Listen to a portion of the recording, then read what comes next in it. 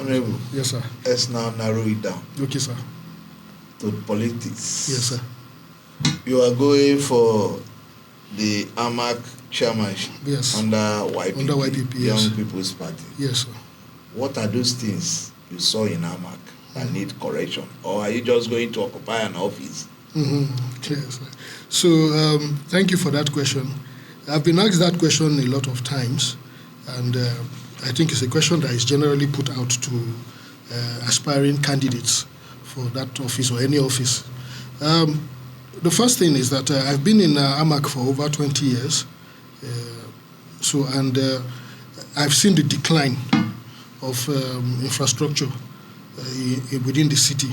Now, we may look at the bridges and other things being commissioned by the Minister of FCT and see it as a development, but it's not development.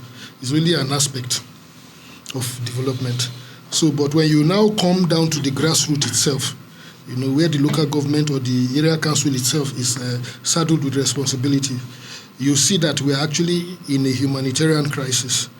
The first crisis in that system that is easily recognizable is the issue of sanitation, that sanitation has been neglected. Meanwhile, according to the law, according to the statutory responsibility, the area councils are actually responsible for refuse disposal, collection of taxes around refuse, and any other thing that has to do with it. So, and even in some years back, in 2017 to I think 2019 period, there was a case between AMAC and the environmental company, that's Abuja Environmental, and went to court, and the court still validated AMAC's role as the main person that is supposed to be in charge of both the revenue and collection. So, okay, now you will not see a truck with the name AMAC on it that is collecting refuse. Now the chairman is running around to pack refuse because election is around the corner. So, you know, that's one area. You look at healthcare, for example, our primary healthcare facilities, nowhere to be found. In AMAC, in Nyanya, the other day, I met women that were complaining that they don't go to the primary healthcare centers, that now they do delivery at home when they are pregnant. So they have reverted to using the traditional way. Because in a city like AMAC that is failing in infrastructure, you can see that there is an ongoing strike. You know. So, but if I want to focus on the local government itself or the area council itself, it's worse than what you are seeing in FCTA. You know, if FCTA is complaining and the level of their complaining is maybe 50%, AMAC own would be 100 and something percent worse. You know, because of the nature of neglect that the city has undergone. So those are the things. So any sector you look at, any area you look at, it's really bad and terrible. So we want to come in there, and we have practical solutions to these issues. Can you let us into one or two of them, those practical solutions? Because in Nigeria now, we much believe in theoretical aspect of everything. Yes. We can tell you the best. We can give you the best news item. Yes. Or articles that can deal with practical. Yes. So practically speaking, for example, if we are even just going to zero back to the refuse collection or the issues around sanitation, for example, there is a revenue structure that is already there. Now that revenue structure has holes within it, and the issues of accountability have been questions that have been ongoing for a very long time. So the revenue is collected, but nothing is done in turn to clear the refuse. So now the AMAC itself,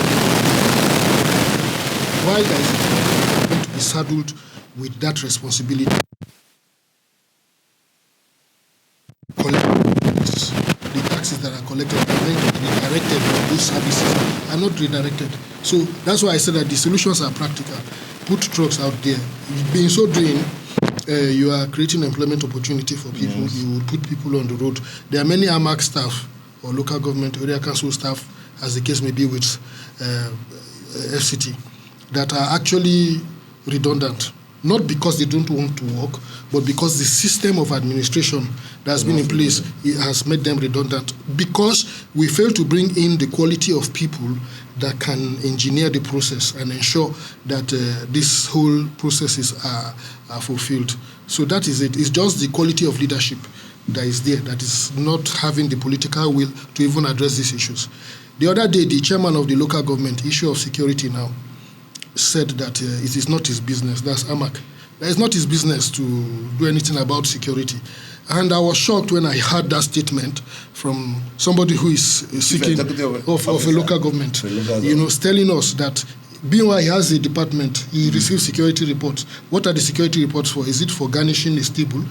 Number one, the local government has a role in security in the sense that it can do advocacy.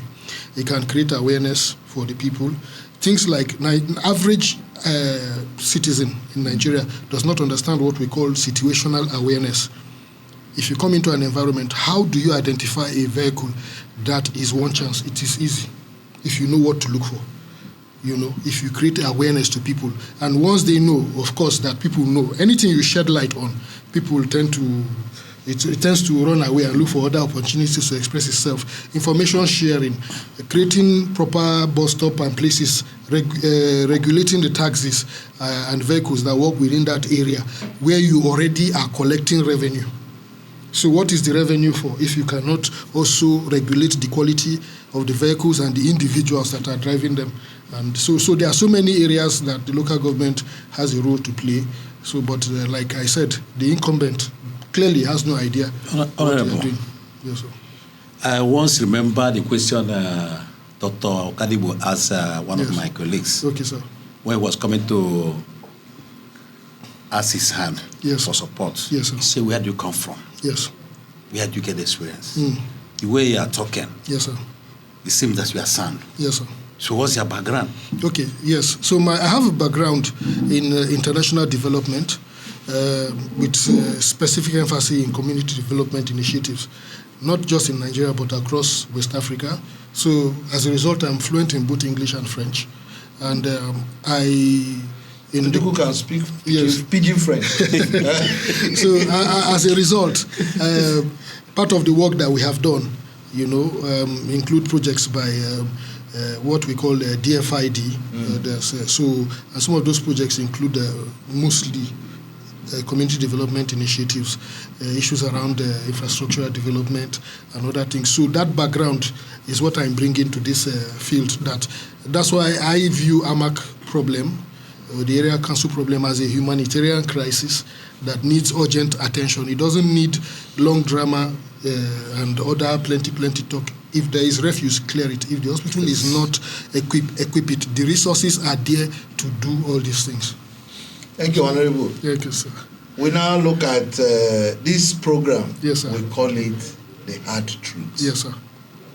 Where we ask you hard questions. Yes, sir. And expect you yes, to sir. answer it. Yes, sir. Do you think you have what it takes to win an election in AMAC?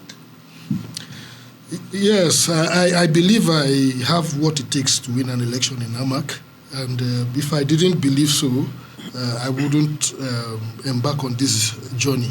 So it's a journey that we have counted the cost of it, and looked at the entire process and say, what do we need?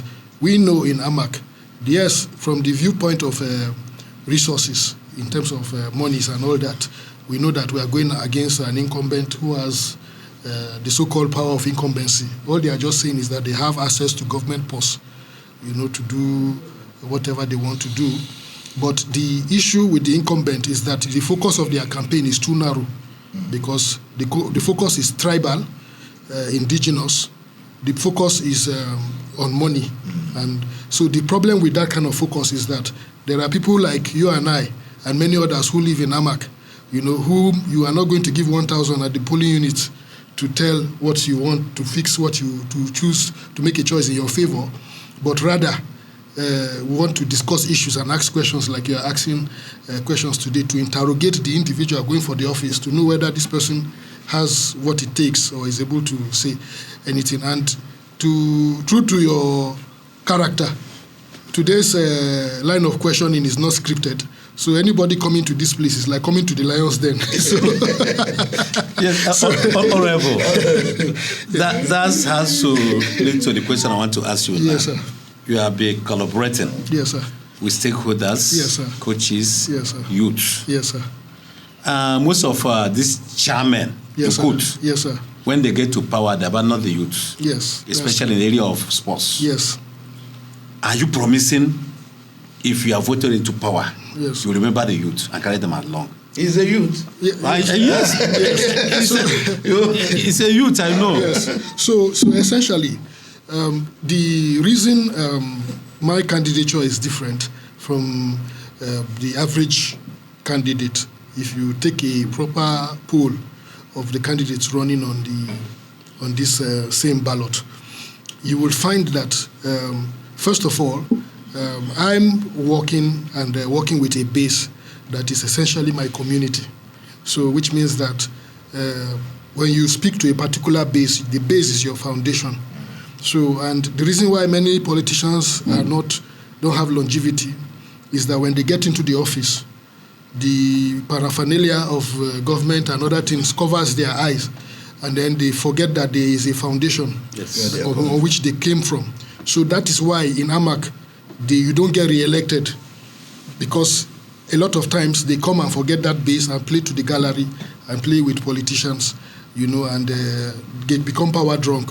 So, and I know that is what will happen to the incumbent, because he has done the same mistake and is even highlighting it even more. Because if you fail to get that base, I am not looking at AMAC as the end point. I'm seeing it as a start point. I'm well qualified to run for a senatorial office based on anything that they want to say, even the presidency, So, but I believe in community development. I believe in grassroots. So if I do my grassroots work well and succeed, today in America, people make reference of people like Rudy Giuliani, New York mayor, and some other great mayors of their time. They've not run or become presidents or anything, but the work that they have done years after they have left is still speaking for them. That is my objective. AMAC is my immediate constituency where I live in. My children are growing in that environment. So, and I intend to ensure that environment is the kind of environment that I would want them to grow in and live well. So. Nigerian politics involves money. Yes. Do you have the money? I don't. I have the people. Okay. Yes, I have the people. The people is money. I don't know. We're talking of physical money, because in politics, you need money to run. Yes, I understand that. I understand that.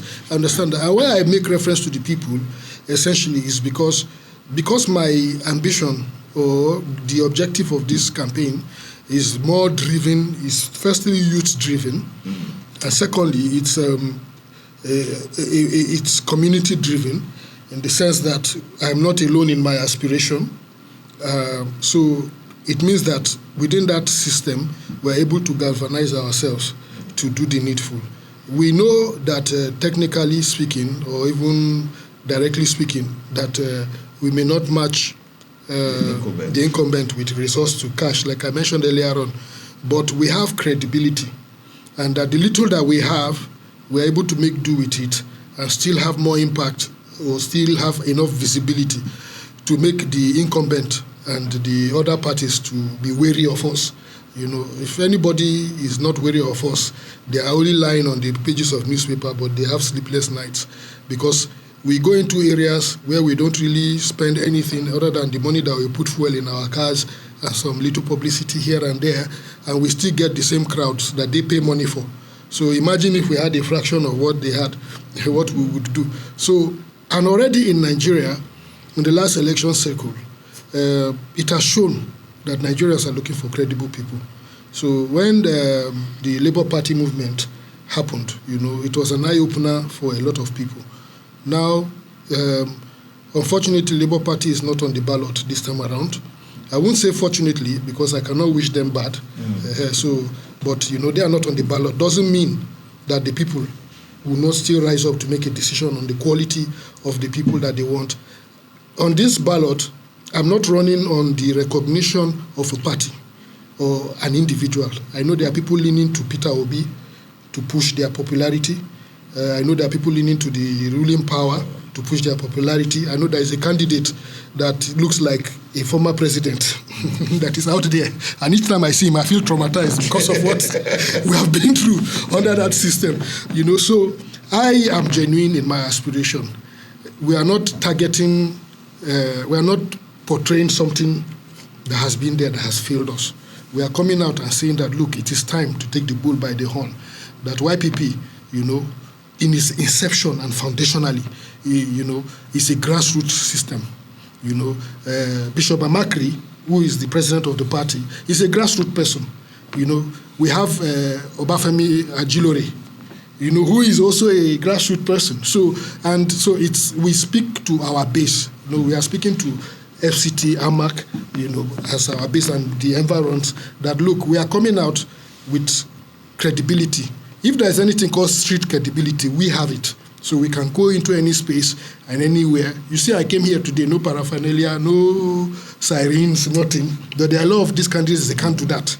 I go on campaign trail, on keke, and other things, because we can enter into places where we want to go. So that is what we have going for us. Finally, yes, sir. Your word for your people. Yes. So my people out there and every other Nigeria that is aspiring and wants a greater Nigeria, that it is enough of dreaming about it. It is time to come out and act. It is time to come out and protect your vote. We are hearing stories of people wanting to write vote results and all that. It is only possible when you don't come out. An indecision to do nothing, is a decision. So when you decide or you don't decide, you have made a decision. So we are calling you out to come out and do the needful. We have barely 3 weeks, to the polls. We need to come out and we need to do what we need to do. The last election, only 19,000 people plus is what the incumbent used to win. 90,000 can come out of Gwarimpa alone. So let us come out and let's do something. Thank you.